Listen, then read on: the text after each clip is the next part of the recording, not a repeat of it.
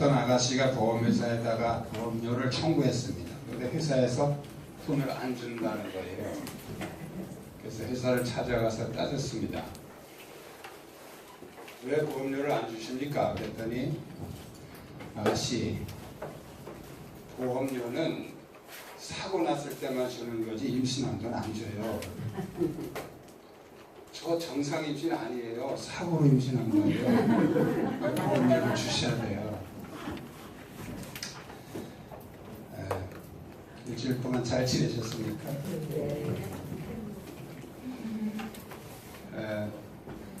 80년대에 우리나라에 태풍처럼 전 교회를 강타한 신학이 번영신학입니다.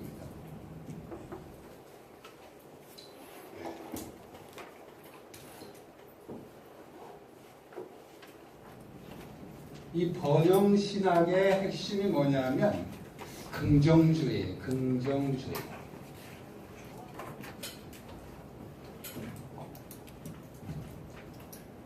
자, 이 긍정주의에서는 마스터키가 하나 있습니다. 뭐예요? 기도. 기도하면 다 돼. 기도하는 대로 된다. 여러분 앞에 산 같은 문제가 있느냐? 기도하면 바다로 옮겨진다. 여러분 앞에 감옥같이 여러분을 가둔 문제가 있느냐? 기도하면 열린다.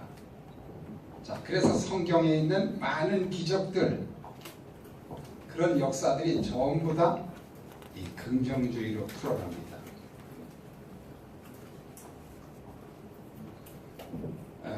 이런 사상을 바탕을 가지고서 사역을 하니까 성령사역도 긍정주의, 치유사역도 긍정주의, 모든 것이 긍정주의로 가는 거예요.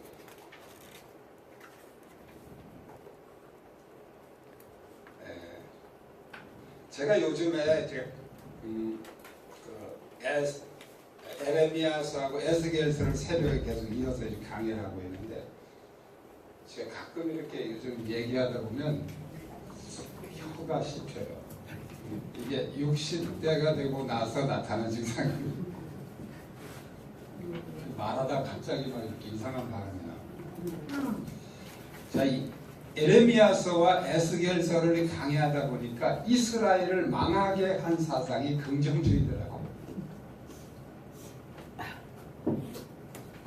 자, 이 참 선지자들은 뭘 얘기하냐면 바벨론이 이제 이스라엘을 정복하게 되는데 이스라엘이 사는 길은 바벨론에게 항복하는 길밖에 없다. 자, 그런데 긍정주의는 어떻게 갑니까? 기도하면 돼. 기도하면 바벨론 물러가. 근데 성경은 기도하라는 데가 많아요. 그렇지만 기도하지 말라는 데도 있어요. 왜? 하나님 이미 정해진 거, 바꿀 수 없는 것은 기도하면 안 됩니다. 기도해도 안 바뀌니까요. 그런데 긍정주의는 어떻게 해요? 다 기도하면 다 돼요. 모든 문제가 기도하면 다 풀려요. 이렇게 가는 게 긍정주의죠. 자, 이스라엘 백성들이 참 선지자들의 그 외침을 외면한 이유가 있습니다. 그 당시 거짓 선지자들이 긍정주의자였어요. 하나님께서 다 해결해 주시고 다 이기게 하시고, 그리고 예루살렘 성전은 하나님이 계시기 때문에 절대 안 무너진다. 결국 망했죠. 그 긍정주의가 망한 거예요.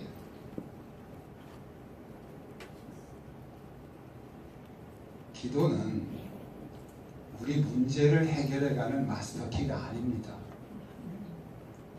얼마나 우리 이 사상에 젖어 있는지 몰라요. 그 당시 한참 유행했던 말이 있어요. 예수 3대째 믿으면 가난한 집이 없다. 여러분 그렇습니까? 거짓말이에요.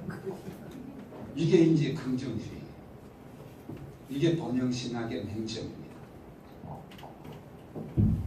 여기 나라는 존재가 있고, 이 나를 중심으로 해서 물질 문제, 뭐 인간 관계 문제, 또 건강 문제,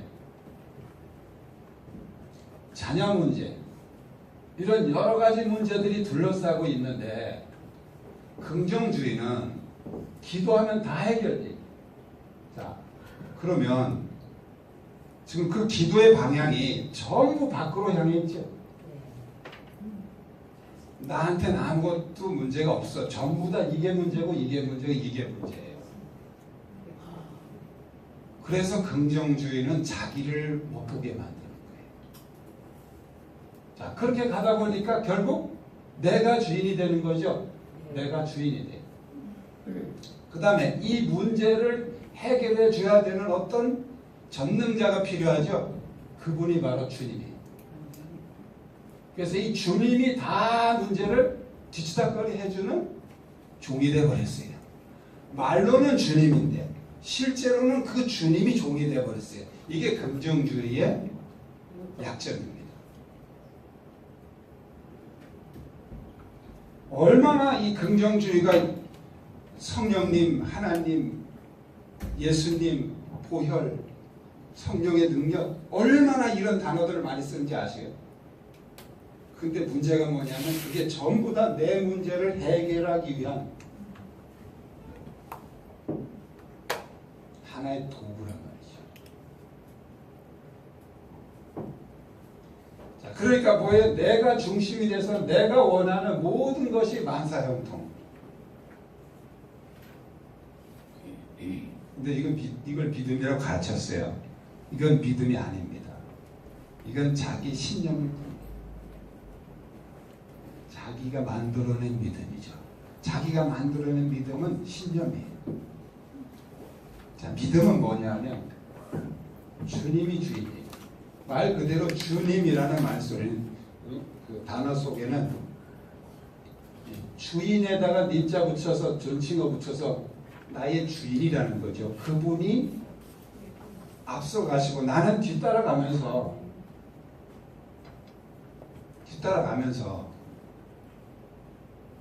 주님이 원하지 않는 것들은 내가 다 버려야 된다. 다 포기해야 돼.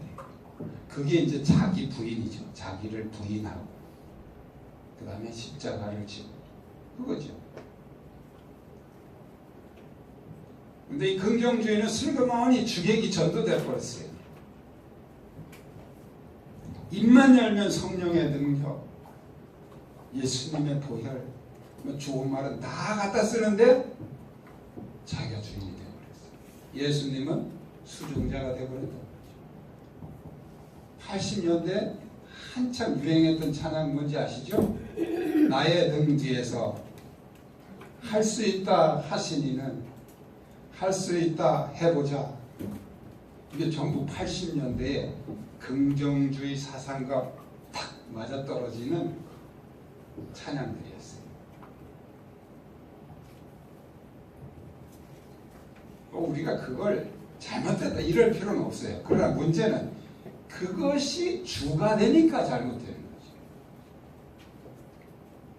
주님 우리에게 능력도 주시고 다 하십니다. 근데 문제는 그게 주가 되면 안 된다는 거예요.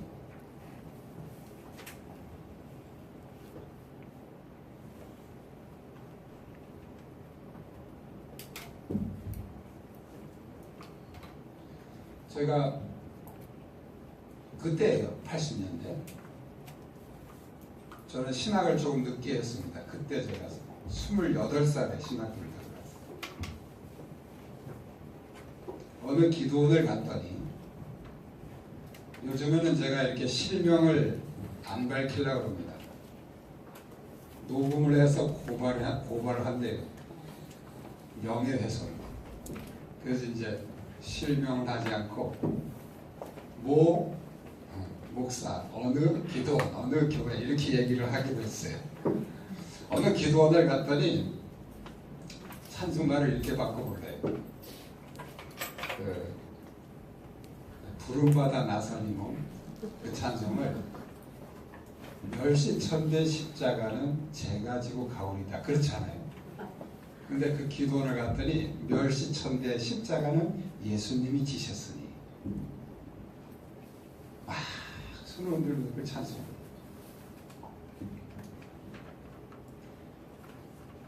이게 누가 바꾸는 거 하냐면 긍정주의가 바꾸는 거예요. 긍정주의는 뭐든지 다 좋게 생각하는 거잖아요. 그렇죠? 그런데 긍정주의가 제일 싫어하고 긍정주의가 정죄하는 게 있어요. 뭔지 아세요? 다 좋게 생각하고 그렇게 하는데 아주 싫어하는 게 있어요. 뭐예요? 부정적인 말하는 사람. 부정적인 말하는 걸 긍정주의는 싫어해요. 왜 좋게 말하지 꼭 그렇게 말하냐 이거죠.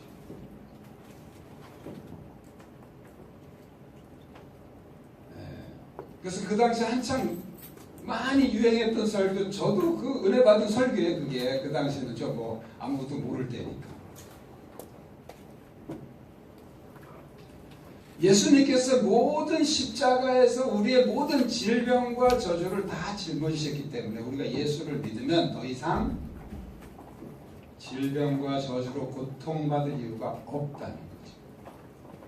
많은 사람들이 아멘하고 가슴이 뭉클하는 어떤 감동도 받고 정말 날 수 있겠다는 그런 확신도 오고 은혜를 많이 받았어요.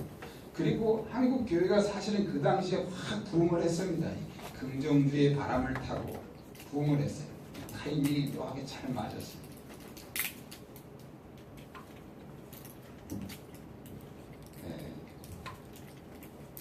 그런데 과연 그러냐는 거죠. 과연 그렇게 다 풀어지고 열리고 해결되고 이렇게 되느냐는 거예요. 제가 전사 때 권사님 한 분이 이래요. 전사님, 저는요 기도하는 것마다 다 응답 받았어요. 저는 기도한 거 응답 못 받은 게 하나도 없어요. 이게 이제 긍정주의거든요. 일단 좋게 말해야 돼. 못 받았어도 그렇게 말해야 되는 거예요. 다 받았다고 말을 해야 되는 거예요. 이게 긍정주의예요. 괜히 부정적으로 말하면 그게 안 이루어진다 이거예요. 긍정적으로 말해야지. 근데 권사님이 남편도 예수 안 믿어. 고등학생 아들은 맨날 여기다 맥주를 머리 감고 그 당시에는 이게 뭐 물들이는 거 굉장히 사회적으로도 그럴 때. 근데 뭐라게 물들이고 맨날 오토바이 타고 싸돌아다니고 신앙생활도 안 해. 도대체 난 뭘 그렇게 응답을 다 받았는지를 모르겠는 거예요. 그 얘기 할 수 있어요? 못하죠. 그냥 속으로만 혼자 생각하는 거지. 그렇게 기도하는 것보다 다 응답 받았다면 어떻게 아직 남편도 예수 안 믿고 아들도 그리고 돌아다니고 다른 건 제가 더 자세한 건 모르겠고 좋게 말한다고 해결되는 게 아니에요.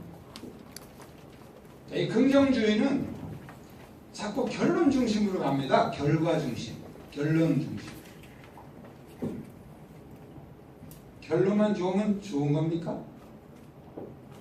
이게 이제 기독교를 병들게 하는 사상. 그러니까 어떻게 뭐 증권을 하든지 복권을 사든지 뭐 해가지고 부자만 되면 그냥 축복이고. 집사님 한 분이 저한테 그래요. 전사님, 제가 복권을 샀어요. 왜요?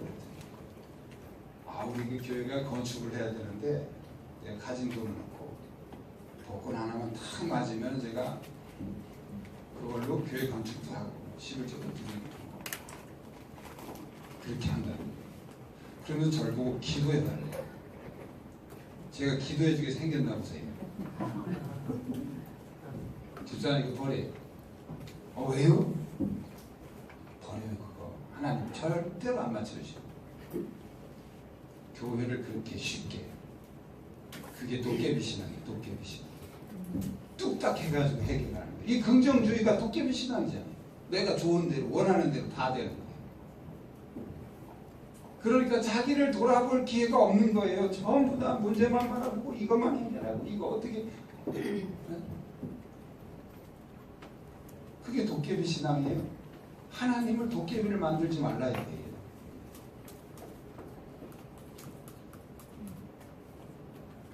우리는 바울이 빌립보 감옥에서 그 감옥 문이 열린 걸 보고서 얼마나 많은 사람들이 이렇게 설교를 합니다. 여러분의 삶을 감옥의 철장처럼 가둬놓고 있는 문제가 있으면 찬양하고 기도하면 열립니다. 왜? 바울이 찬양과 기도하다가 열렸으니까요. 그런데 성경에 바울이 찬양과 기도해서 열렸다는 데가 어디 있느냐고요. 이게 긍정주의가 만들어낸 사상이에요. 네? 그렇게 설교들 하시잖아요. 찬양하고 기도해서 열렸습니까? 상관없어요 그거. 그러면 바울이 감옥에 갇힐 때마다 찬양하고 기도해서 열지. 왜 어떤 때는 두들겨 맞고 감옥에 갇혀서 고생하고 감옥에서 편지를 몇 개씩이나 쓰잖아요. 빌립보서, 에베소, 그게 다 옥중서신 아니에요? 왜 그 편지를 쓰고 들어앉아 있어요 감옥에? 찬양하고 기도하면 그냥 활짝 열려버릴 텐데. 더 궁금한 거는 그 감옥이 열렸는데 왜 도망을 안 가냔 말이에요. 여러분, 이 긍정주의는 반드시 도망가게 돼 있어요. 왜? 하나님께서 기적을 열어주시고 나에게 감옥문을 열어주셨으니까 이거는 도망가는 게 하나님 뜻이에요. 이게 긍정주의예요. 근데 바울이 도망 안 가잖아요. 왜 안 가요?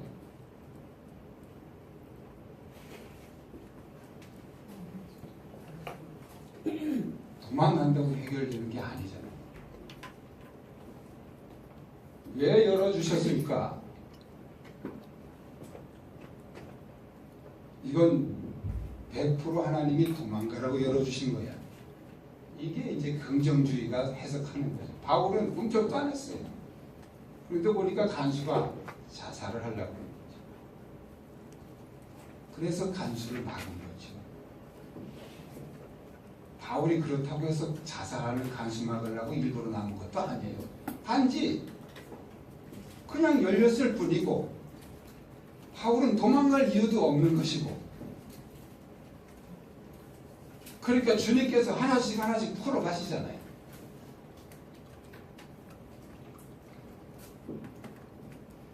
제가 이제 철들면서 예수님의 십자가 능력, 성령의 능력, 기도의 능력, 또 어떤 경우는 뭐 금식의 능력 해가지고 3일 기도, 3일 금식 기도의 능력 책도 나오고 그러더라고요. 그렇게 다 해결된다는데,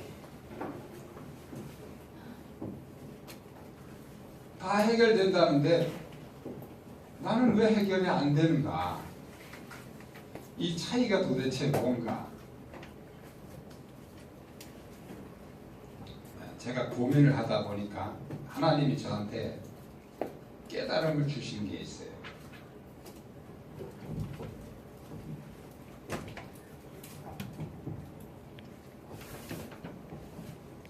우리 안에는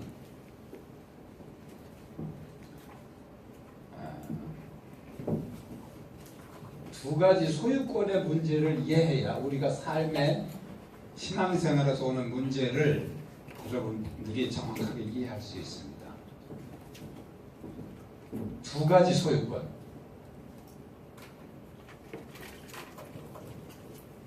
하나는 법적인 소유권이에요.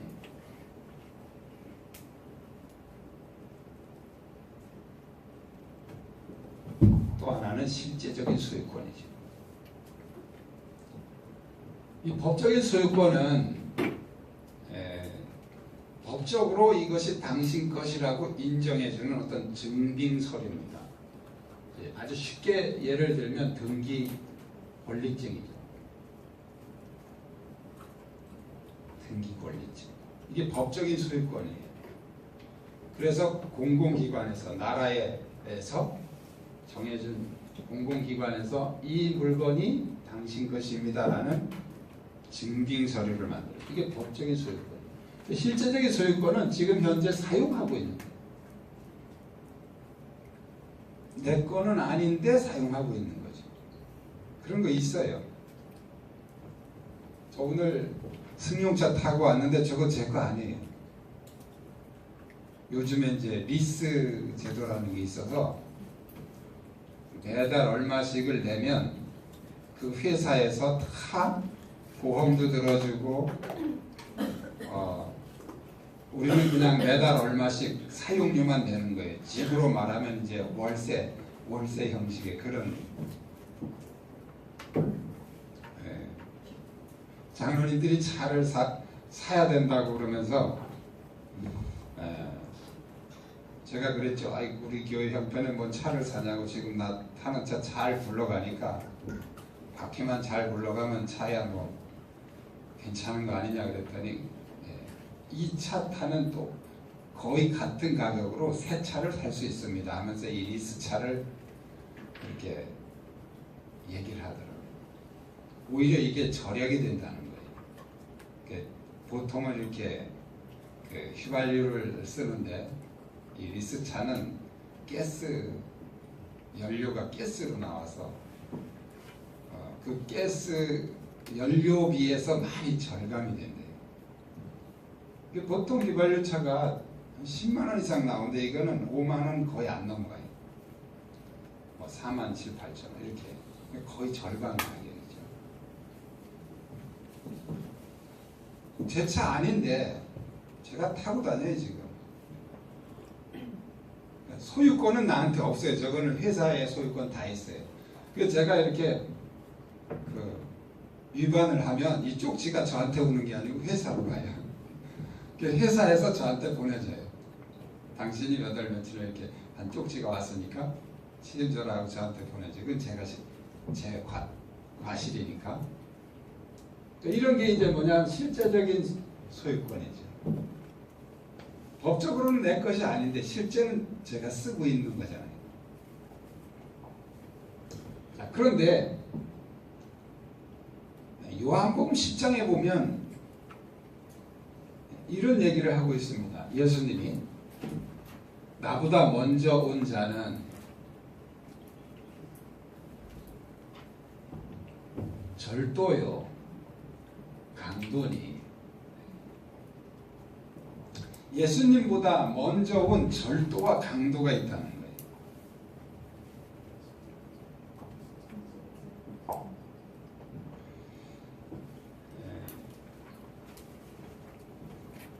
자, 이 절도와 강도는 주인이 아니에요. 자, 우리가 예수를 믿을 때 법적으로 하나님의 자녀가 됩니다. 그 법적으로 되는 거예요. 자녀가 태어나면 이제 법적으로 출생 신고를 하잖아요.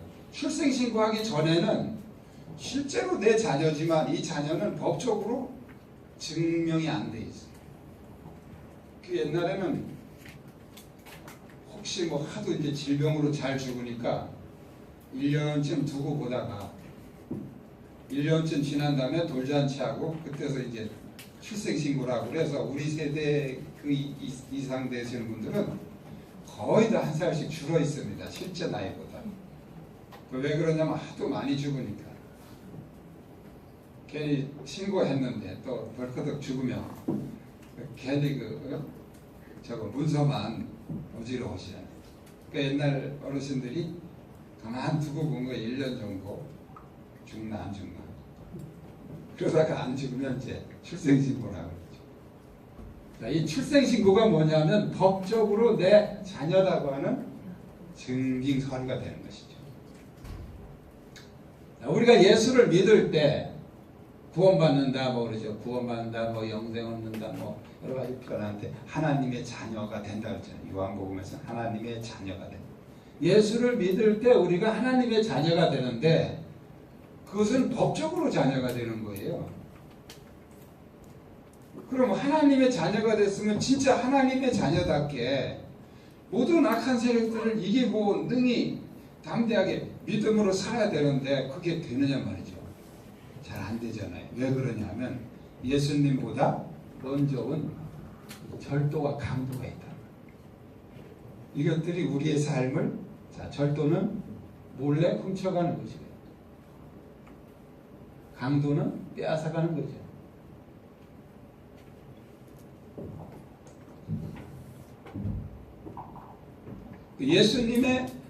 예수님을 믿음으로 하나님의 자녀로 법적으로 하나님의 자녀가 됐지만 실제적으로는 우리 안에 계속해서 기쁨을 빼앗아가고 평안을 빼앗아가고 믿음을 빼앗아가고 계속 우리 안에 좋은 선한 것들을 빼앗아가는 훔쳐가는 절도들이 있단 말이죠. 그리고 훔쳐가는 절도만 있는 것이 아니고 빼앗아가는 강도가 있단 말이죠. 자, 그래서 절도는 정체가 드러나면 도망을 갑니다. 그래서 도둑이야 소리 지르면 도망가는 것은 절도예요. 그런데 소리 지르면 죽인다고 달려들어요. 이것은 강도예요. 자, 우리의 마음, 우리의 심령에도 이런 두 가지 세력이 있다는 거예요. 그래서 우리가 말씀을 들으면서 깨달을 때 많은 절도들이 물러갑니다. 그런데 말씀을 듣고 깨달으면 더 덤벼드는 세력이 있어요. 강도입니다. 이렇게 마귀 귀신의 종류가 두 가지, 절도와 강도가 있다. 실제로 예수를 믿고 말씀을 들으면서 신앙생활하면서 상당히 많은 부분들이 고쳐지고 변화가 됩니다. 그런데 끈질기게 변화되지 않는 부분이 있어요. 정말 기도하고 노력하고 열심히 해도 또 무너지고 또 안 되고 또 실패하고 그런 거 있어요. 다 있죠. 사람마다 한두 가지는 다 있어요. 한두 가지는 기본이니까 창피할 거 없어요. 기본 세트입니다. 한두 가지. 그런데 그 한두 가지가 우리를 평생 힘들게 하는 거예요. 우리가 많은 것을 고쳐야 되는 줄 알지만 많은 게 아니고 한두 가지. 그것이 강도예요. 그 강도가 우리를 계속 약탈해가고 있다는 거죠. 우리의 영적인 부분을 약탈해가고 있다는 거예요.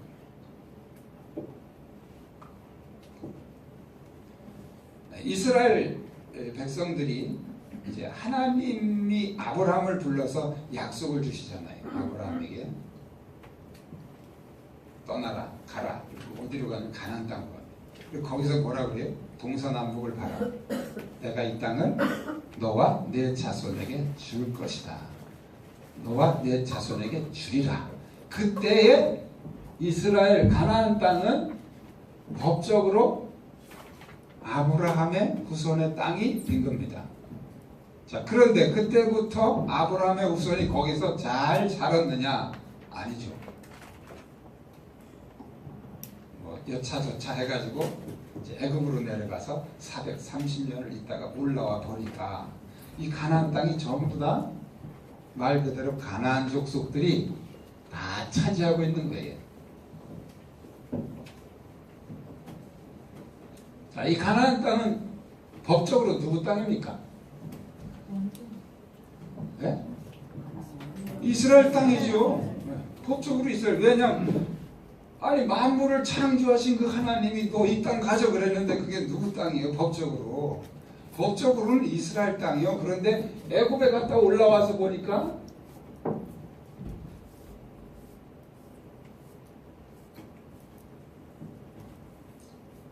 가나안 땅이에요. 갈릴리, 요단강, 사해. 간단하게 그러니까. 자, 애굽에 갔다가 여기 들어가서 보니까 전부 다 가나안 족속들이 중요한 요소는 다 차지하고 있는 거예요. 우리가 이제 여호수아서를 보면 정말 신납니다. 우리 목사님들 여호수아서 설교할 때 날마다 부서지고 깨지고 이기고 승리하고 막 소리만 질러도 막 다 무너지고. 네. 이제 긍정주의가 또 그걸 보니까 뭐라 그래요? 막 하나님 앞에 소리질러 기도하면 다 무너진다. 실제로 땅밟기 한답시고 자기가 그 남의 잘 살고 있는 집을 뺑뺑뺑뺑 도는 목사도 많아요. 어떤 사람은 심한 사람은 교회들 데리고 돌 거예요. 여리고 작전한다고. 여리고. 정말 창피한 기독교예요, 이건요. 지금 그거 하고 있으면 당장 멈추세요. 그 잘 살고 있는 집을 뺑뺑 돌아가지고 그 집 도망가게 만들면 자기 욕심을 채우기 위해서 남 생각 안 하는 거예요. 그냥 여리고 작전에서 뺑뺑 돌아가지고 이 사람은 뭐 도망가든지 망하든지 어떻게 해가지고 그냥 그것만 차지하면 되는 거. 이게 도대체 어떻게 기독교인의 신앙을 가진 사람이 이런 발상을 하느냐 말이에요. 그런데 여러분, 가나안 땅에 들어가서 다 돌았어요? 딱 하나 돌았어요. 여리고성 하나.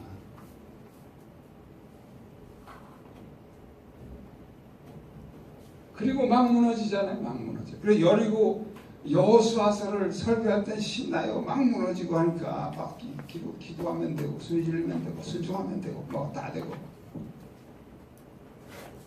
그런데 그렇게 해서 여기를 다 차지했느냐 말이에요. 그 여호수아서에 막 무너진 거는요, 절도예요. 절도.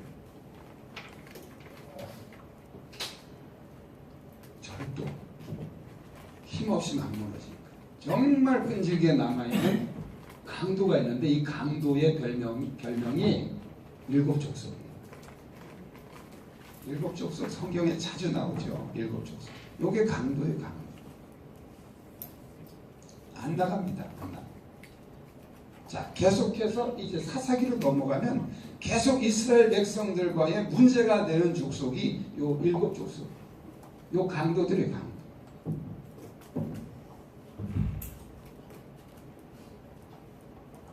자, 그런데 보세요. 이스라엘 백성들이 여기 들어가서 이렇게 사는데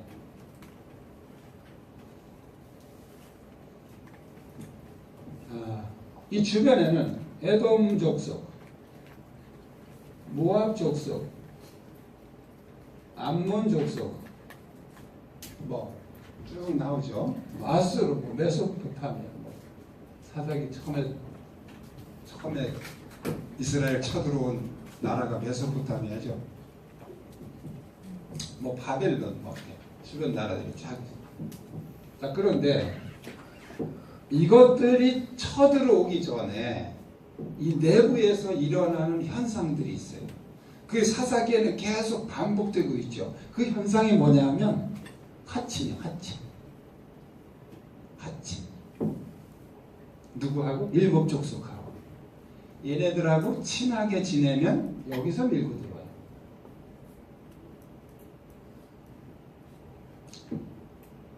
자, 이거 중요한 영적인 원리를 우리에게 말씀해 주고 있습니다. 자, 이 이스라엘, 가나안 땅은 영적으로 보면 나옵니다. 나. 이것은 주변 세력이에요. 주변. 자, 그 주변을 우리가 남편이라고 하죠. 자녀가 될 수도 있고, 또 뭐 이웃이 될 수도 있고, 또 뭐 직장 선배, 학교 동창, 뭐 갖다 붙이는 대로예요.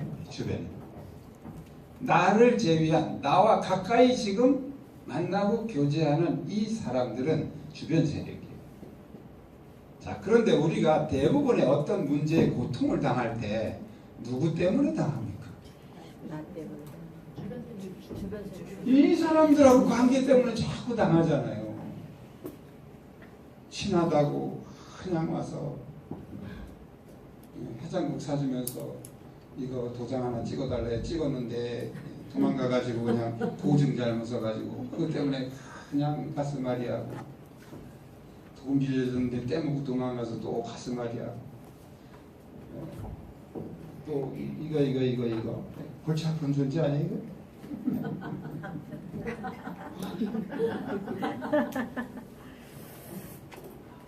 남의 편이라서 남편이라면서.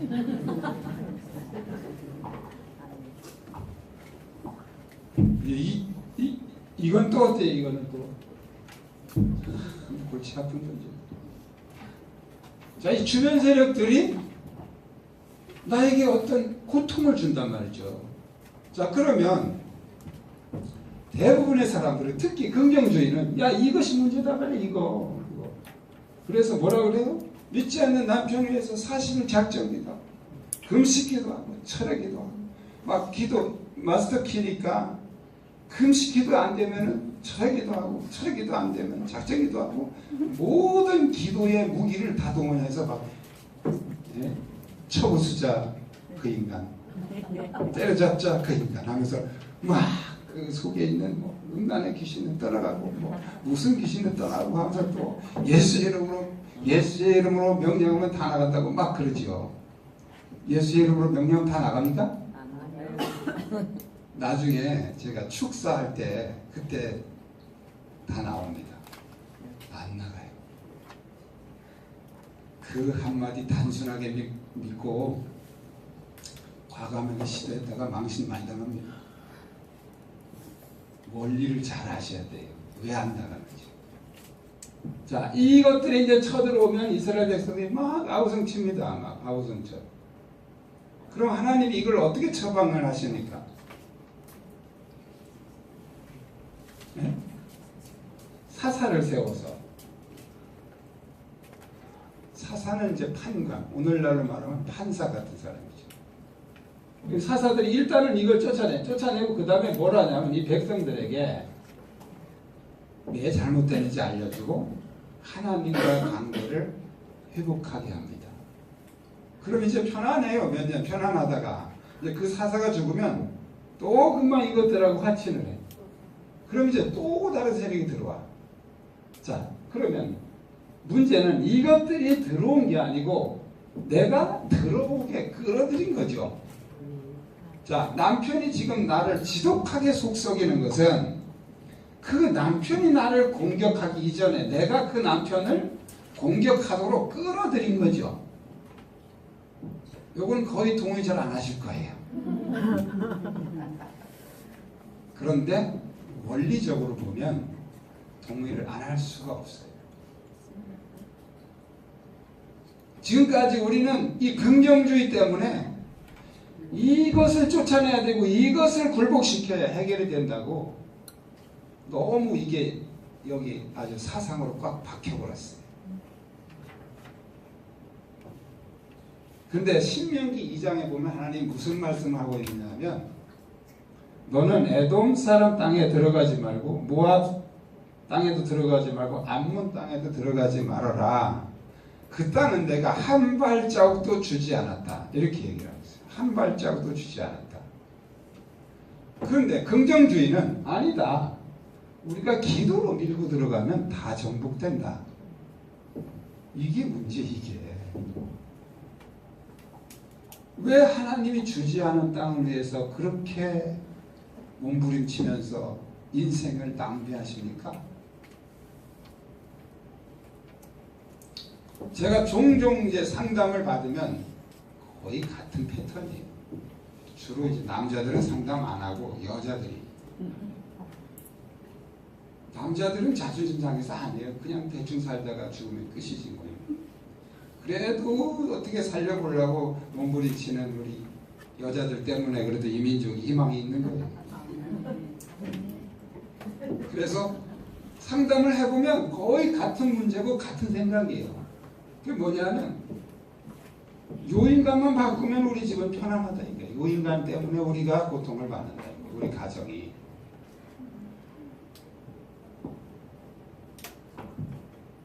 작년에도 제가 이제 뭐 우리 성도들한테 문제가 있으면 상담을 와라. 왜 다른 데서도 상담을 오고 전화도 오는데 담임 목사가 지금 그런 쪽에 쬐끔 문사가 있는데 왜 나한테 상담을 안 오냐 그랬더니 권사님 한 분이 찾아왔어요. 목사님이 상담하러 오라 그래서 제가 와시오. 충청도 사투리. 뭐가 문제인데요? 목사님 우리 아들 좀 사람 좀 만들어 주세요. 아들이 지금 40대 중반인데 우리 교회 집사예요. 얘기가 그 얘기예요. 집사인데 맨날 와가지고 목사님 설교를 안 듣고 예수님 지통 계시만 받고 있는 거예요. 그러다가 이제 축도 끝나면 가서 밥이나 먹고 집에 가고 이게 이제 엄마 입장에서 너무 답답한 거예요. 자, 보통 이런 경우는 목사님들이 이렇게 상담을 합니다. 아, 그래서 권사님 속 많이 썩으셨겠어요. 제가 열심히 기도해 드릴 테니까 더 열심히 기도하세요. 몇십 년을 기도해도 안 되는데 더 열심히 기도하세요. 이거 짜증나는 소리예요. 그래서 제가 뻔한 얘기지만 물어봤어요. 권사님 기도 많이 하셨죠? 아이고 그럼요. 제가 새벽마다 왜 우는지 아세요? 그 아들 때문에 우는 거예요. 새벽마다 울거든. 울면서 기도하고. 권사님 오늘부터 그 기도 중단하세요. 예? 그 기도를 중단하라니요. 이해를 못하는 거죠. 왜? 너무 우리는 번영심하게 찌들어 있어요. 긍정주의. 기도하면 다 된다고 그랬는데 이 도대체 어떻게 생겨먹은 목사가 기도를 중단하라니. 그래서 제가 설명했어요. 그 아들로 인해서 권사님이 마음이 깊이 상하고 그것이 고통이 되면 그것은 그 아들의 문제가 아니고 아들을 통해서 하나님 지금 권사님을 다루고 계신 겁니다. 이제 기도를 바꾸세요. 저 아들 고쳐주세요 하지 말고 내가 뭘 고쳐야 되는지 이렇게 바꾸세요. 얼마 안 있다가 이제 제가 어디 제주도인가 갔다 왔는데 찾아왔어요. 목사님, 제가요 우리 아들을 확 뒤집어 놓으려다가 목사님 허락받고 하려고 지금 참고 있습니다. 왜 그러는데 그랬더니 그 아들이 지난 토요일 날 술을 먹고 식구들한테 주정하고 그래서 지난 주일 날 교회도 안 나왔다. 제가 월요일 날 제주도 갔다 이제 며칠 후에 오니까 그래서 너무 화가 나서 확 뒤집으려고 그러다가 목사님 허락받고 뒤집으려고 참았다는 거예요. 그래서 제가 물어봤어요. 뒤집으면 변할 수 있나요? 그랬더니 안 변할 것 같은데. 근데 그 왜 뒤집어요? 뒤집어도 안 변하고 안 뒤집어도 안 변하는 거 가만히 그냥 내버려 두지. 뭐 그냥 뒤집고서 어차피 안 변할 걸 왜 뒤집어요? 제가 지난번에 권사님 보고 그 아들 기도 끊으라 그랬죠. 지금도 권사님은 그 아들한테 매달려 있잖아요. 주님이 손 안 대십니다. 권사님이 이렇게 매달려 있는데 예수님이 손 대시겠어요? 그거? 네 마음대로 해봐라 하고 기다리고 계시죠. 권사님은 지금 아주 독한 교만에 빠져 있어요. 지금 아들 문제 생각하느라고 나는 아무 문제가 없다고 생각하잖아요. 그게 얼마나 큰 교만인지 아세요? 아들만 바뀌면 아무 이상 없다고 생각하는 그게 교만이에요. 그게 뒤집으려고 왔다가 뒤집혔죠. 저한테.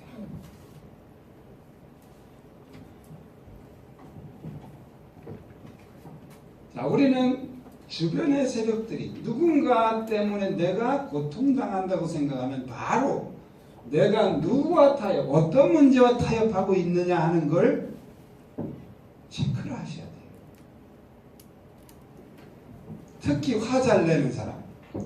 네가 그런 말 하니까 화가 나지. 여기 화 잘 내는 사람이 모든 일에 다 화 잘 내는 게 아니에요. 어떤 문제만 나오면 탁 이게 작동을 한단 말이죠. 그런데 그 문제를 찾아보려고 안 합니다. 어떻게 이거를 타협을 하냐면 나는 성질은 나쁘지만 뒤끝은 없어. 이렇게 타협을 해요.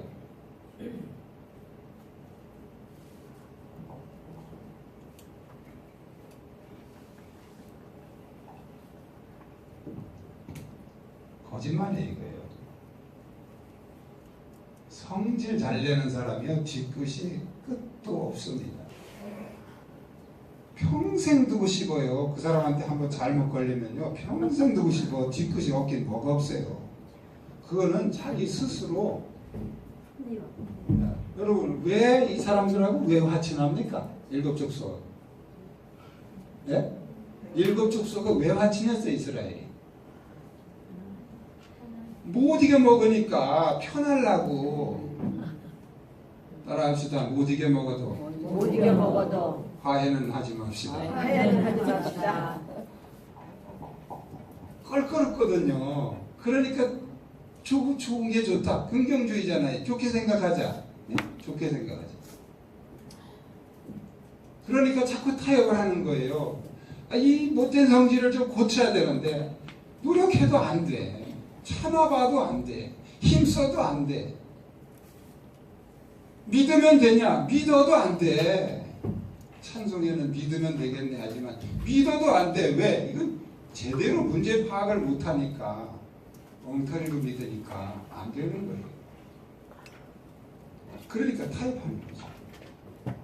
내가 이런 점은 나쁜 점이 있지만 그래도 이런 점은 좋은 점이 있지 않느냐 이렇게 타협을 하는 거죠. 그것을 깨우치기 위해서 하나님이 자꾸 주변 족속들을 치고 들어가라고 하시는 거죠. 너 들어가서 이번에 버릇 좀 고쳐라 이거죠.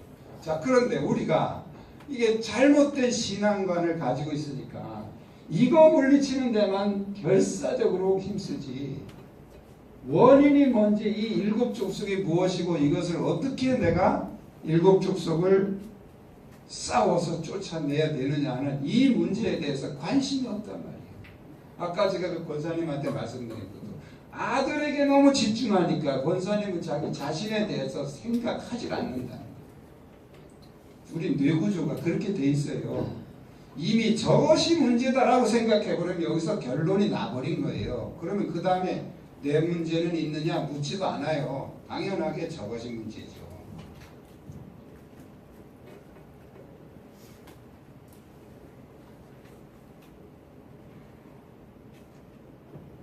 자, 허락되지 않은 땅을 우리는 정복해 보려고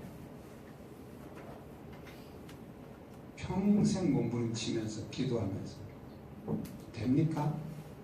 안 됩니다. 안 되게 돼 있어요. 만약에 됐다고 하는 간증이 있다면 그것은 착각하고 있는 거예요.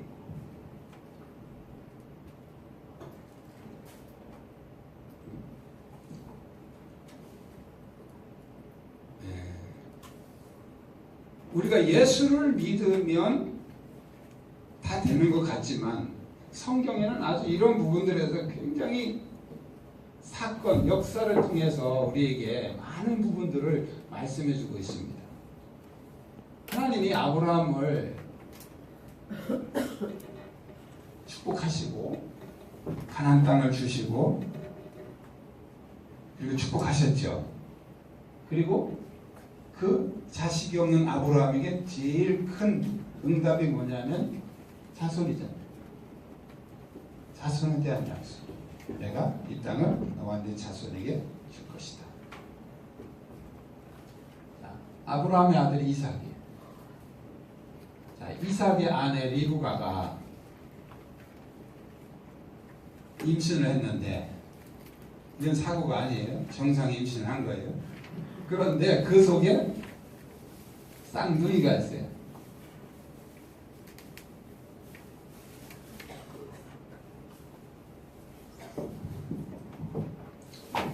하나님이 그냥 바로 아브라함, 이삭, 야곱 그러면 될 것이 왜 여기다 쌍둥이를 줘서 이 애서 골치 아픈 애들을 만들어서 이렇게 옆에서 계속 깐죽거리게 만드냐 말이야.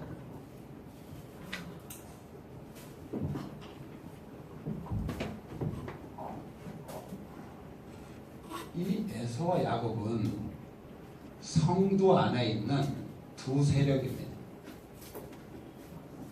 성도 안에 약속받은 아브라함의 손자잖아요. 그러니까 아브라함의 아들 이삭. 여기도 하나 더 있죠. 이스마엘.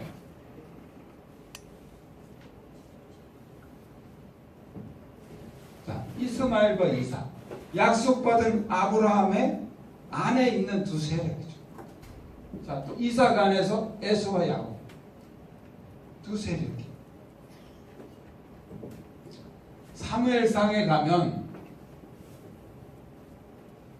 엘가나라는 사람이 나옵니다. 이 엘가나라는 뜻은 하나님의 사람이에요. 하나님의 사람. 누구예요? 성도죠, 성도. 하나님의 사람. 믿는 사람 아니에요? 자, 그런데 이 엘가나에게 두 아내가 있습니다. 한나와 분인나죠. 이런 거 보고서 첩으로도 된다고 그런 헛소리 하는 사람은 혓바닥을 알아서 상상하세요. 자, 이거는 성경이 뭘 말씀해 주고 있냐면 성도 안에 있는 두 세력이 있다는 거예요.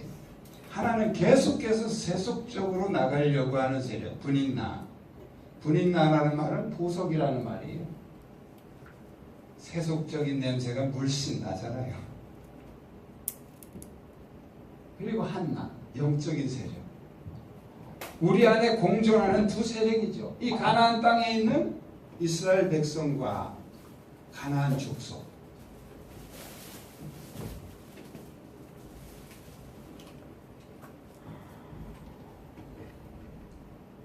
자, 이것은 내 안에 있는 문제예요. 내 안에 있는 성도 안에 있는 문제잖아요. 우리는 끊임없이 우리 안에 세속적인 욕구들이 올라오는데 이것을 신앙으로 합리화시키고 멋있게 만들어낸 작품이 긍정주의라 이거예요. 축복, 축복, 축복.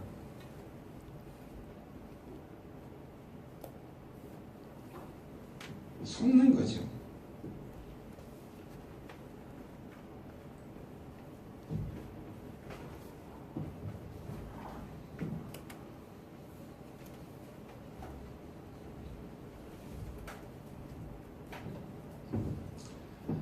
창세기 32장에 가면 야곱이 이제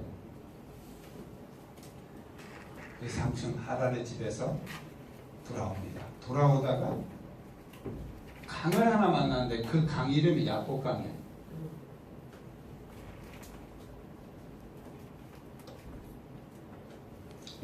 성경의 어떤 지명이나 사건이나 역사는 그냥 사람들 살아가는 거 그냥 대충 써놓은 게 아니에요. 이게 다 중요한 의미가 있고 어떤 해석이 필요한 부분들이죠. 이 야복이라는 말은 비운다는 거예요. 하나님이 지금 약속의 땅, 축복의 땅 가나안으로 향해서 돌아오고 있는 야곱에게 이 야복강을 통해서 메시지를 주고 있는 거예요. 너 다 비우고 들어가야 네가 그 가나안 땅에서 내가 너에게 약속한 그 은혜, 그 복을 누리게 될 것이다 하는 메시지죠. 자, 그런데 이제 야곱이 여기 와서 다 고민을 하기 시작합니다. 돌아오다 보니까 누가 나타납니까? 에서가 나타나죠. 그래서 이 야복강에서 이제 고민을 하는 거예요.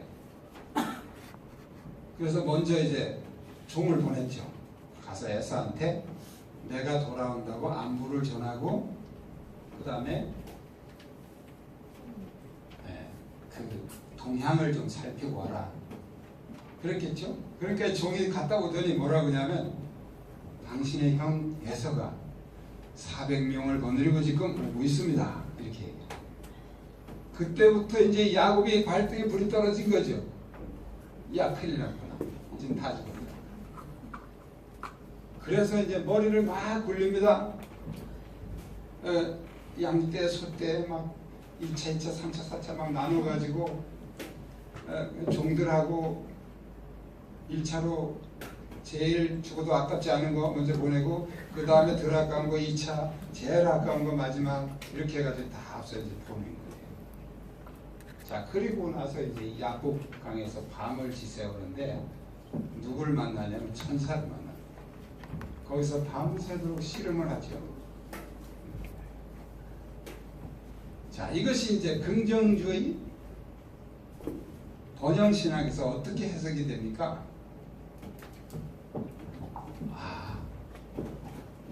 에서가 야곱의 소식을 듣고 400명의 군사를 거느리고 죽이려고 쫙 쫓아오는데 야곱이 야복강에서 한두 뼈가 부러지도록 천사하고 씨름을 해서 승리를 하니까 하나님께서 에서의 마음을 확 돌려서 야곱을 확 끌어놨다는 거예요. 문제가 해결됐다는 거예요. 결론은 이겁니다. 우리도 야곱처럼 환도뼈가 부러지도록 기도합시다. 그러면 아멘 하고 그날 저녁에는 난리 부르스가 나요. 책상을 흔들고 주먹으로 치고 방석을 둘러매치고 환도뼈 부러지도록 해야 되니까. 또 그 80년대 유행했던 말 있어요. 소나무 뿌리 뭐 3개를 뽑으면 성령이 임한다. 그러면 항우장사는 금방 성령 비실비실한 사람 평생 죽을 때까지 성령 못 받겠네. 도대체 어디서 이런 근거 없는 낭설들이 그냥 한국 교회를 이렇게 병들게 하고 있지. 그래서 저도 그때 이거 환도뼈 부러지도록 기도해 보려고 열 몸부림치고 한 번 기도하기로 하면 온몸이 땀에 다 젖었었어요. 그래도 안 부러지더라고요. 그래도 안 부러져. 제가 나중에 이제 목회하면서 문제 제기를 하기 시작했어요. 주님, 도대체 어떻게 해야 환도뼈가 부러지는 것이며 야곱의 환도뼈는 왜 부러졌습니까? 자, 질문 하나에 생각이 확 바뀌는 거예요. 기도하다가 환도뼈가 붙어야지. 기도하다가 환도뼈가 부러지면 이상한 거 아니야? 생각이 확 바뀌는 거예요. 성령님이 저에게 감동을 주셨어요. 그럼 그 사건을 자세히 살펴봐라. 그 성경을 제가 이 부분을 집중적으로 정말 정독을 하기 시작했어요. 자, 그래서 보니까 여기 야곱의 문제가 있다. 자, 긍정주의는 무조건 좋게 생각을 해야 되니까 야곱이 열심히 기도해서 환도뼈가 부러져 기도해서 문제가 해결됐습니다. 할렐루야. 우리도 그렇게 부러지도록 기도하면 해결이 됩니다. 할렐루야. 딱 이렇게 갔단 말이죠. 자, 그런데 그 사상을 탁 무너뜨리고 보니까 왜 부러졌느냐 이거예요. 그 성경을 자세히 봤어요. 봤더니 야곱의 기도가 잘못됐어요. 긍정주의나 공로주의는 야곱의 기도를 부각시킵니다. 기도하면 된다. 기도했더니 되더라. 환도뼈가 부러지도록 기도하니까 돼요. 이게 공로주의와 긍정주의의 합작입니다. 자, 그러니까 묻지도 따지도 않고 무조건 기도하는 거예요. 무조건 죽고 살기를 기도하는 거예요. 안 되면 막 금식하면서 하는 거죠. 작정하면서 막 기도.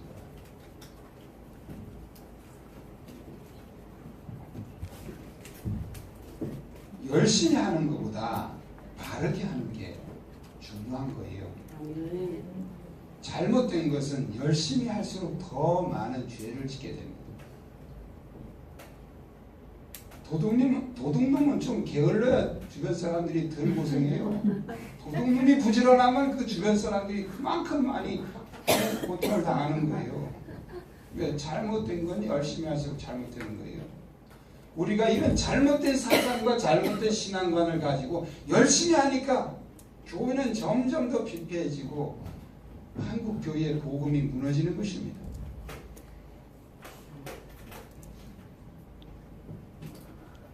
이 긍정주의는 열심히 한 사람이 최고예요. 최고. 목사님들 모임 뭐라 하는지 아세요? 야, 이번에 1등 집사 하나 왔다는 거예요. 오자마자 마치 팔과도 붙이고 설거지하고 뭐 청소하고 대빵 왔다니 대빵. 잘못됐는지 잘 됐는지도 모르고 그냥 열심히 하면 다 좋다니까 그러다가 그냥 신천지에 걸려가지고 산옮기기 작전에 넘어가가지고 교회 통째로 그냥 말아먹고 그러는 거잖아요. 그러는 거 열심히 하는 거면 그냥 1등이 돼버리니까.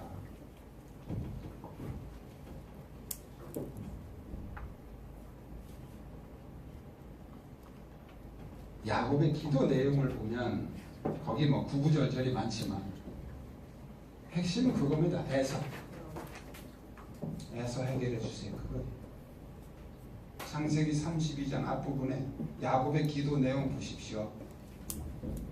뭐 이러고 저러고 뭐 하나님이 축복해 주셔서 뭐 어쩌고 저쩌고 하면서 그런데 지금 에서가 오는 바람에 내가 지금 망했다 이거예요. 에서 좀 해결해 달라는 거예요. 자, 그런데 여러분 씨름이라는 것은 의견이 다를 때 일어나는 현상이죠. 서로 주장이 다를 때 막 입으로 하는 걸 뭐라 그래요? 입씨름, 말씨름 그잖아요.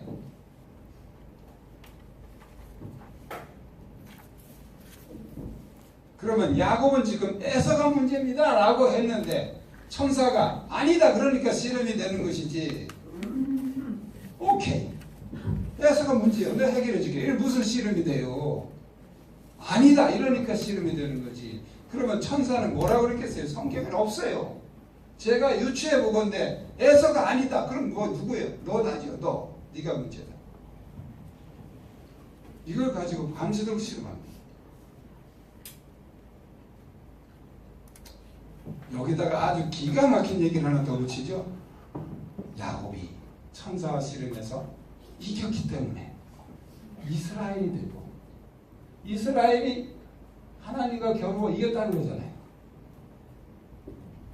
그리고 하나님께서 복을 주셔서 에서의 마음을 확 돌려놓으시고 그리고 가나안 땅에 복을 주셨다. 그럴듯한데 다 거짓말입니다. 거짓말. 여러분 거짓 선지자들이 왜 거짓말했는지 아세요? 잘못된 것을 믿으니까 잘못된 것을 말하니까 거짓말이 되는 거예요.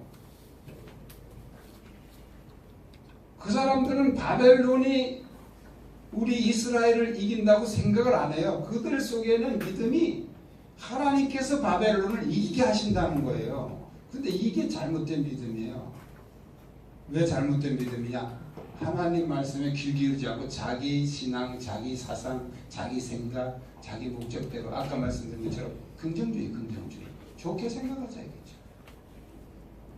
자, 이 잘못된 생각을 가지고 말씀을 전하니까 이게 거짓 선지자가 되는 거예요. 우리는 거짓 선지자 그러면 이거 아주 나쁜 사람들 그냥 거짓말 만들어가지고 퍼뜨린다 이렇게 오해하고 있는 거예요. 아니요, 그들은 정말 그렇게 믿는 거예요.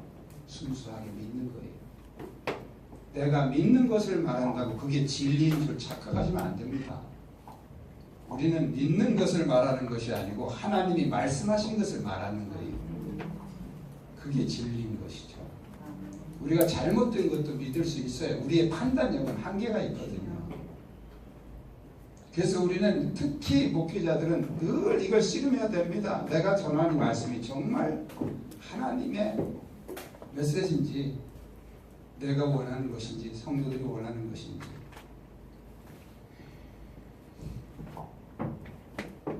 자, 그런 사상을 바탕으로 보니까 이 이스라엘이라는 이름은 굉장히 영광스러운 이름이죠.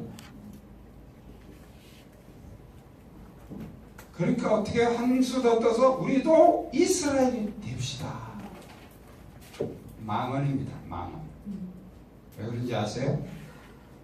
천사는 하나님이 보내신 사역자예요. 천사는 순종의 대상이지 씨름의 대상이 아니에요. 그런데 긍정주의는 이 천사와 씨름을 하라고 막 구체질했어요. 천사 이게 뭐니? 이게 뭐니? 한국교회가 왜 이렇게 목회자들한테 대들고 시끄러운가 했더니 사상이 잘못됐어요. 천사하고 막 씨름하라고 그랬는데 천사가 안 보이잖아요. 그러니까 누구하고 씨름해? 목사님한테 대들어야지. 목사님한테 대드는 거죠. 이건 약간 여담이고 어쨌든 우리가 잘못된 생각을 가지고 잘못된 사상을 가지고 있으면 성경도 이렇게 엉터리 없이 해석을 한다.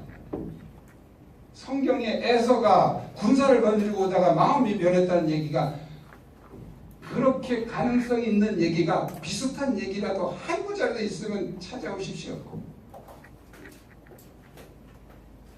에서는 그냥 종들을 거느리고 왔어요. 거기 보면 400인을 거느리고 오더이다. 그래서 종들이 나중에 에서가 말하면 내 종을 좀 몇 사람 붙여줄까 그러잖아요. 너 힘든데 이번 여행길에 힘든데 내가 종들 몇 사람 붙여줄까? 그런데 야곱은 철저히 거부했지. 왜? 아직도 의심이 안 풀렸어.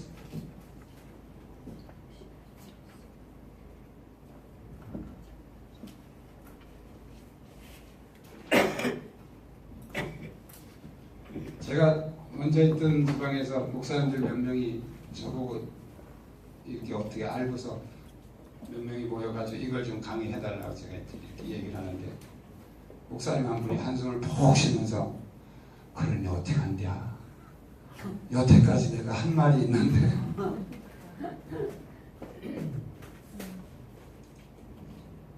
그래서 제가 그랬죠. 아니 뭘 어떻게 해요. 그냥 내가 지금까지 잘못 알고 있었는데 뭐 누구 얘기 들어보니까 이게 아닌 거가 아니더라 이렇게 수정하면 되는 것이지. 잘못된 거 알았으면 수정하면 되는 게 간단한 거예요. 근데 이게 자존심 상한다는 거죠. 자존심으로 성도들을 망하게 할 거예요. 살려야지. 내 자존심 버리고 살려야지.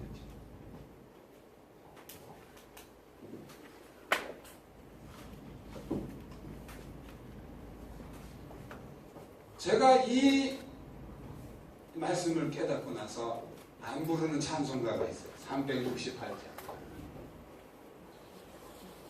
여기 3절에 옛 야곱이 천사와 씨름하던 그 믿음을 주옵소서 하는 얘기다. 한국교회 성도들이 굉장히 좋아하는 찬송이 곡도 그렇고 내용도.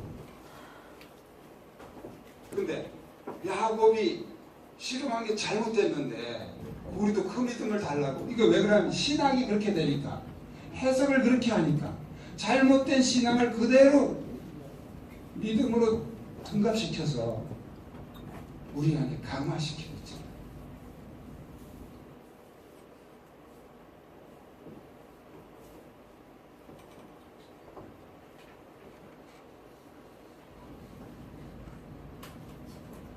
작년인가요? 우리 CTS에서 저한테 5분 칼럼을 찍어달라고 제가 얘기했어요.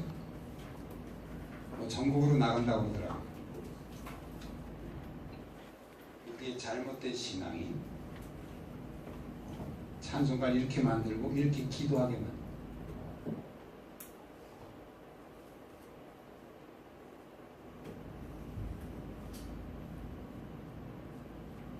이스라엘이라는 이름은 영광스러운 이름이 아니에요.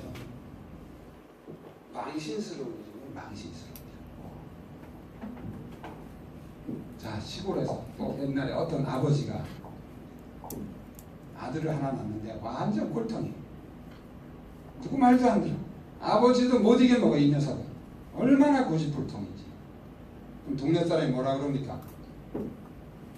저 꼴통 저거 지 애비도 못 이겨 먹는 꼴통.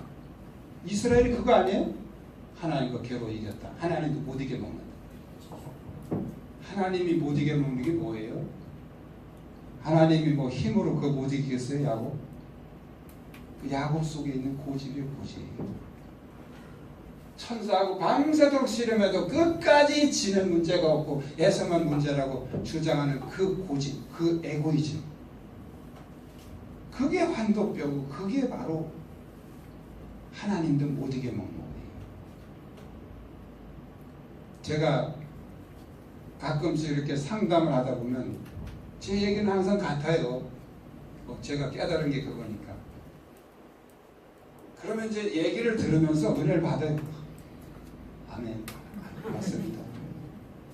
다 끝나고 이제 집에 보내려고 마무리하면 그런데 목사님 우리 집은 달라요.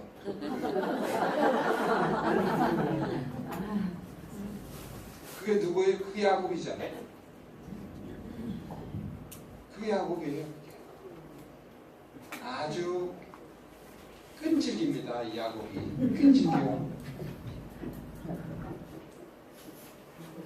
제가 교회에서도 이제 이런 설교를 하면요, 그날 집에 가 싸워요. 오늘 목사님 뭐라 그랬어? 당신 그거 고치라고 했잖아.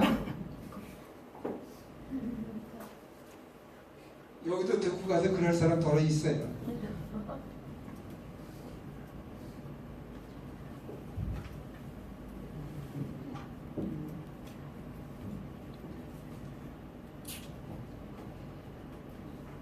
어떤 젊은 세대기 새로 이사를 가서 아파트에서 아침마다 어디를 다녔어요. 옆집에 있는 아주머니가 물어봤어요. 세대가 어디 이렇게 열심히 다녀? 그랬더니 남편이 반찬 투정을 해서 학원 좀 다녀요. 그래. 그러면 어디 요리학원 다니나? 그랬더니 아니요, 태권도 학원 다녀요.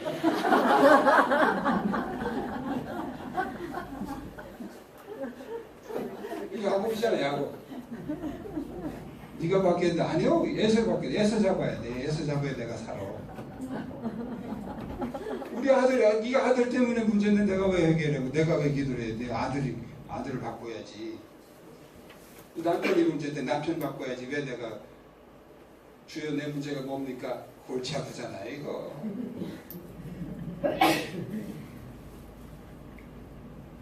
눈에 뻔히 보이는 것이 해결하는 게 낫지 보이지도 않는 내 문제를 가지고 고민하려니까 얼마나 힘들어요. 그러니까 타협하는 거예요. 타협. 저것 때문에 저것 때문에 타협이죠.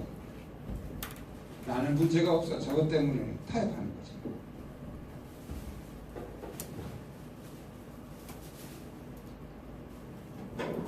자, 요즘엔 또 이렇게 얘기합니다. 그거 뭐 내적 치유 무슨 치유 괜히 헛소리 한다고 말이지. 성령 받으면 다 되는데. 성령이 또 마스터키야. 또 성령이. 근데 아주 중요한 얘기를 하죠.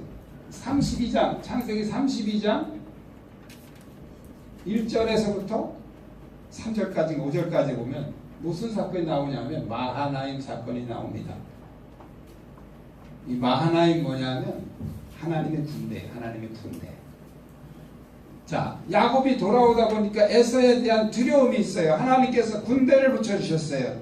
군대는 뭐예요? 내가 너를 보호하겠다고 하는 약속의 메시지죠. 그런데 그 군대를 붙여주신 하나님, 그래서 야곱이 마하나임이구나, 이렇게 마하나임이라는 이름이 그래서 나온 거예요. 하나님의 군대로다. 내가 하나님의 군대를 만났다. 그 말은 하나님이 너를 책임지고 보호해 주겠다는 메시지예요. 자, 이건 구약시대의 마하나임이고, 이걸 오늘날로 해석을 하면 성령 충만이에요. 성령 받았어요. 성령님이 오셨어요. 확신이 왔어요. 그런데 이 마하나임 사건이 야곱의 두려움의 문제를 해결했습니까? 못합니다. 착각하지 마세요. 하나님이 우리를 그렇게 단순하게 만드시지 않았어요. 아주 복잡 미묘하게 만드셨어요.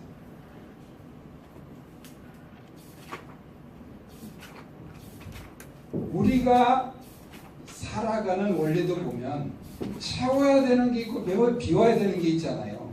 네? 아침에도 채우고 왔잖아요. 뭔가 내용물은 약간씩 다르겠지만 다 각자 나름대로 채우고 왔단 말이에요. 밥도 먹고 떡도 먹고. 자, 그런데 채우기만 하면 됩니까? 비워야 되는 게 있단 말이에요. 비워야 되는 게.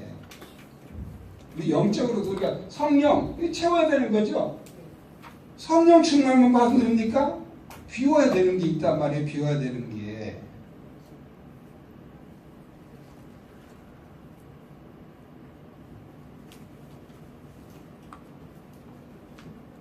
너무 이렇게 감정적으로 단순하게 가면 그게 신비주의로 빠지는 길이에요. 지름길이에요. 지름길. 조금 더 가면 다 나옵니다.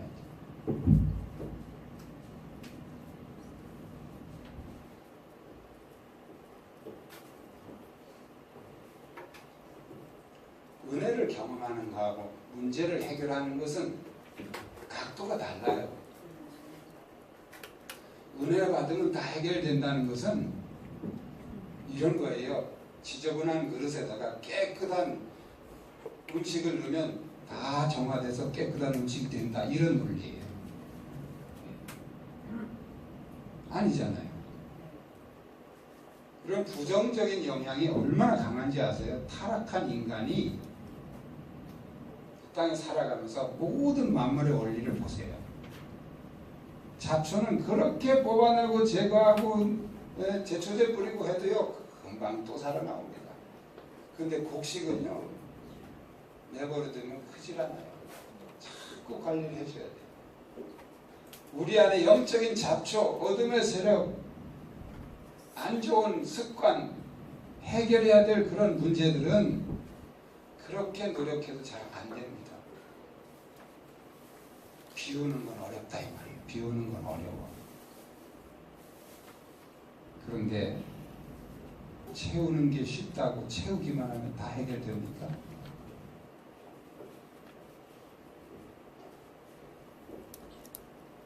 해결하는 것과 은혜를 받는 것은 각도가 다른 거예요. 하나님이 우리에게 어떤 기도의 목적을 주신 것, 그 기도의 어떤 기도는 고통스러울 때 하는 거죠.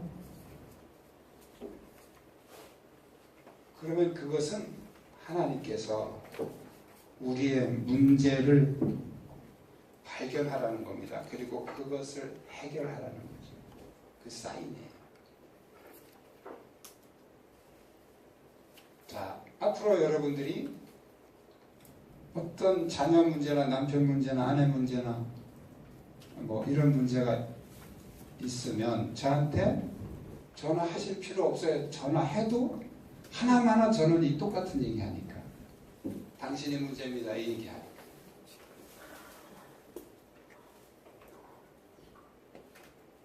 예외가 어디 있어요? 예외가. 우리 집은 달라요. 우리 집은 예외예요. 예외가 어디 있어요? 다 비슷해. 다 똑같지. 대통령 새로 뽑아놓으니까 뭐 잘합니까? 다 비슷하지. 뭐 거기서 거기지. 도끼는 개끼니고. 뭐가 특별한 게 있어요? 아예 투표할 때부터 기대도 안 했어요. 나는. 기대할 것도 없고. 왜? 대통령 바꾸면 뭐가 달라집니까? 하나도 안 달라져요. 3년을 못 넘깁니다. 우리나라 대통령은. 암만 명품을 뽑아놔도 3년 못 넘겨요. 코스예요, 코스. 야당들이 조용히 대통령하게 내버려 두질 않아요. 그런데 뭐 자기는 특별히 잘난 줄 알고 말이지 큰 소리 탕탕 치고 그럴 거 없어요. 뽑아주시면 겸손하게 잘 하겠고 나보다 더 훌륭한 사람도 있겠지만 제가 최대한 잘해보려고 노력하겠습니다. 이러면 얼마나 좋아요. 그냥 저 인간은 뭐가 잘못지고 내가 돼야만 그냥 뭐 다 하고 되니까 다 뭐 자기가 죄로 당하잖아요. 다. 자기가 야당일 때 했던 것처럼 다 당하잖아요. 대통령마다 그랬어요. 그래서 저는 대통령 선거할 때 아예 기대를 안 해요. 그냥 투표하는 거지. 투표 그냥. 어차피 아무가 돼도 마찬가지니까 우리의 기대는 하나님, 소망은 하나님밖에 더 있어요. 예수 믿는 사람들이 거기에 올려가지고 가서 큰 촛불 들고 무슨 태극기 들고 말이지. 그런 사람들이 또 그게 안 나가는 사람 보고 참 답답해 죽겠다고 나라가 망하게 되는데 말이지. 저런 싹군 목사들이 있다고 또 욕하고 있어.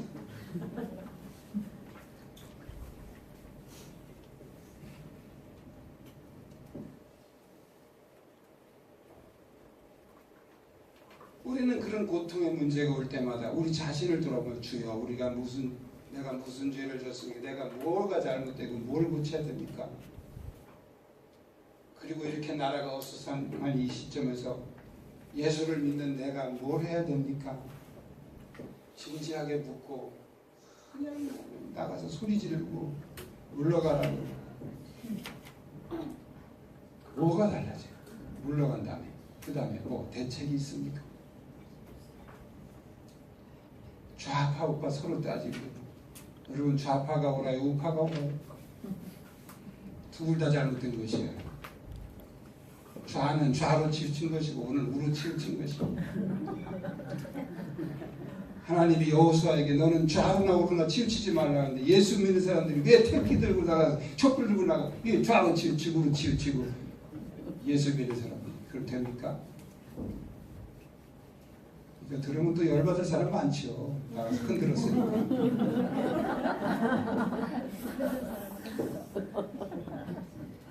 착각하지 마세요.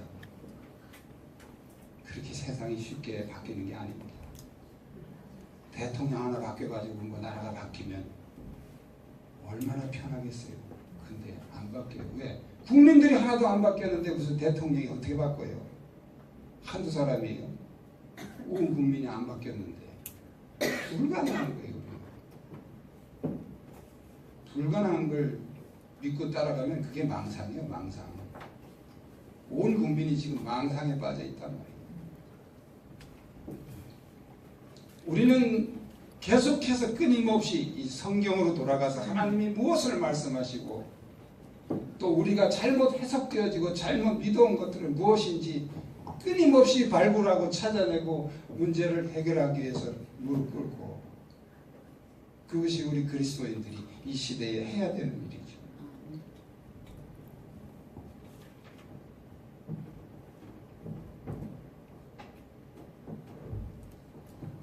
내가 누굽니까? 내가 성경에 내가 누구냐 하는 문제를 잘 분석을 하죠.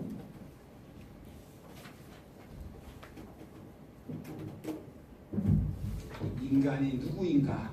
다른 말로 하면 내가 누구인가? 그 자신의 존재를 인식하는 걸 이제 존재감 또는 자존감이라고 합니다. 자존감. 여기 오니까 자존감 다 무너뜨리라고 하죠.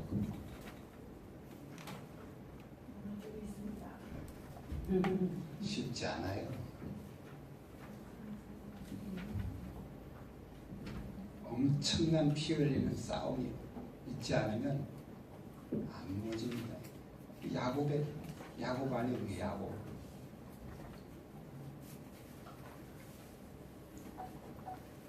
자, 인간은 하나님의 형상으로 지으심을 받았죠. 하나님의 형상이 우리 안에 몇 가지가 있는데, 하나는 인격적인 형상. 인격은 하나님의 형상입니다. 인격은 동물에게는 없어요. 인격의 3요소, 지정이라고 그러죠. 자, 그리고 또 하나는 자유의지, 자유의지.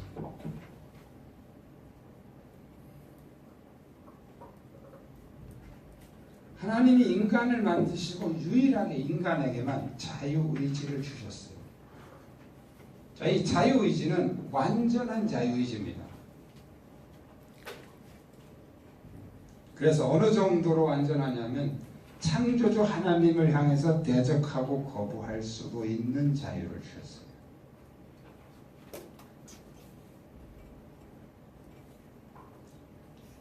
자, 이 자유의지, 이것과 좀 반대되는 그 사상이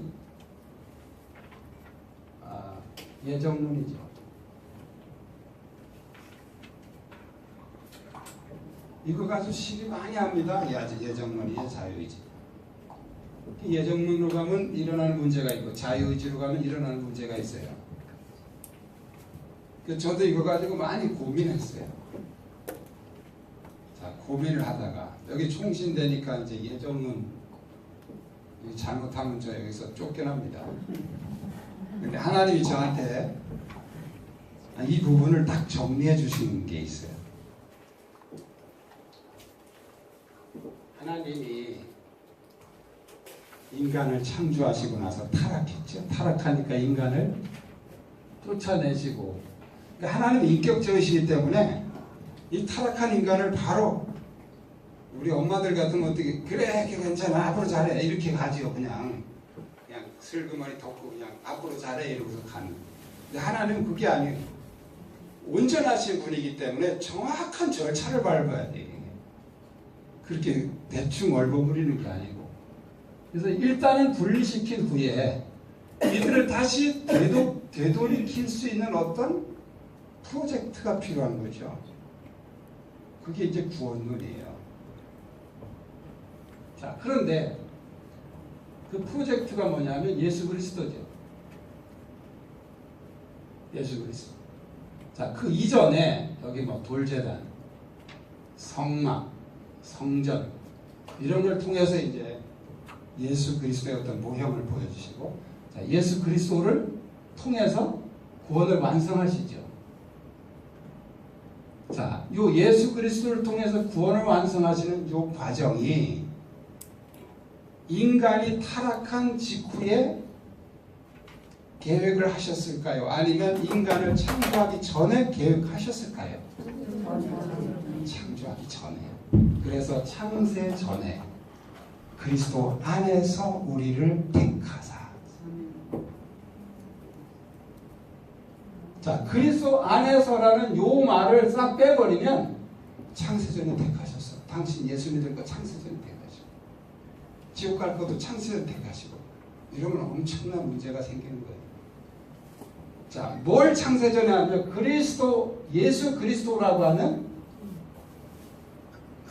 그리스도를 통해서 그리스도 안에서 구원이라고 하는 이 문제를 창세전에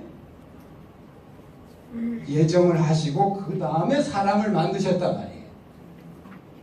자, 그랬는데 이 사람이 50%의 확률 중에서 나쁜 확률을 선택해 버렸어요. 불순종의 확률과 순종의 확률을 50%잖아요. 그런데 불순종해 버렸죠. 그러니까 하나님이 인간을 격리시키고 나서 그 다음에 바로 가동시킨 것이 이 그리스도의 프로젝트야. 자, 그리고 이 그리스도가 구원을 완성할 때까지 이 모든 과정은 예정이에요. 이건 구원, 인간이 그만큼도 하나님을 위해서 협조한 게 없어요. 계속 반역하고 거역하고 그런데 계속 하나님은 자기 방법대로 가신다는 거죠. 자, 창세기부터 계속 반복되고 있는 어떤 메시지가 있죠. 첫째 것을 피하시고 둘째 것. 자, 카인과 아벨. 카인이 버림받고 아벨이 선택되죠. 아브라함 아들 중에서 이스마엘 버림받고 이삭. 이삭의 아들 중에서 에서가 버림받고 야곱. 계속 왕 중에서도 초대왕 사울이 버림받고 다윗이. 어떤 맥락을 가지고 계속 그대로 가는 거예요. 자, 이것을 그 맥락을 우리가 이해를 못하면 사울은 나쁜 사람이라서 버린 것이고 다윗은 말이지 훌륭한 사람을 버린 것 이렇게 인간의 공로로 갑니다. 이것은 하나님 말씀과 상관없는 거예요. 사람들 사상으로 해석하는 거죠. 자, 이 흐름이 어디까지 가냐면 예수까지 갑니다. 예수. 그래서 바울이 첫째 아담을 폐하시고 둘째 아담 예수. 첫째 아담은 죽는 영이 아담 때문에 죽었잖아요. 둘째 아담 예수를 통해서 살리는 영, 살리는 아담. 자, 하나님이 잃어버린 것을 회복하시는 과정은 역설입니다. 자, 우리가 불교 같은 데서는 공을 많이 들여야 뭐 좋은 데 간다, 극락 간다 이런 얘기하는데 우리 기독교는 뭐예요? 오직 예수. 믿음으로. 예수는 이제 하나님이 완성해 놓으신 것이고 그 다음에 우리가 해야 될 것은 오직 믿음이죠. 자, 이 믿음은 예정이 아니에요. 이건 자유의지. 네가 예수를 믿으면 구원받는 것이고 안 믿으면 지옥 가는 것이고 이건 자유의지예요. 예수님까지는 예정이에요. 근데 예수님이 오셔서 구원을 완성하신 이후에는 자유의지예요. 하나님은 절대로 억지로 우리 구원 안 시킵니다. 왜? 그분의 온전하심 때문에. 그래서 네가 믿으면 구원이고. 자, 그런데 왜 믿음이라는 방법을 선택하셨느냐 이거예요. 다른 방법도 있을 수 있잖아요. 돈이 많은 사람은 믿음이 없더라도 한 1억만 바쳐라 이럴 수도 있는 거죠. 돈이 없으면 믿음이라도 가져라 이렇게 할 수도 있는데 오직 믿음이잖아요. 오직 믿음. 왜 오직 믿음입니까? 창세기 3장에서 인간이 버린 것이 뭐예요? 믿음을 버렸잖아요. 하나님을 불신해버렸어요. 하나님 말씀을 마귀의 말을 선택한 것은 하나님을 불신했다는 거예요.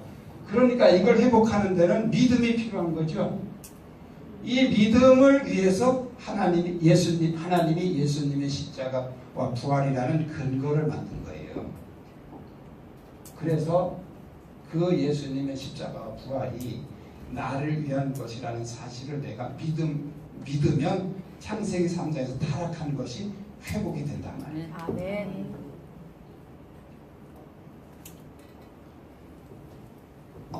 자유의지가 맞냐 예정론이 맞냐 이 질문 자체는 엄마가 좋아 아빠가 좋아 하는 질문하고 똑같은 우매한 질문이에요.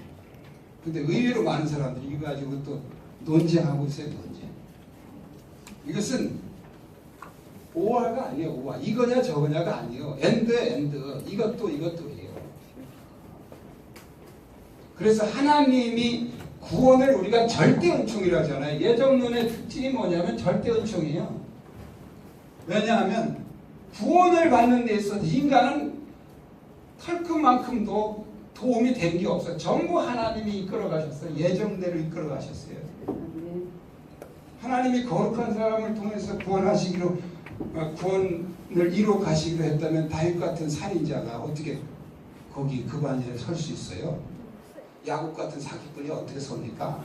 우리는 자꾸 인간의 어떤 공로, 인간의 인간성, 뭐 그런 것, 도덕 이런 것 해가지고 자꾸 우리도 이렇게 훌륭하게 살아야 된다 이렇게 너무 그런 걸 강조하는데, 여러분 구원에서만큼은 인간은 철저하게 부패한 죄인이고 하나님의 구원의 역사에서 털끝만큼도 인간이 도움이 된 적이 없어요.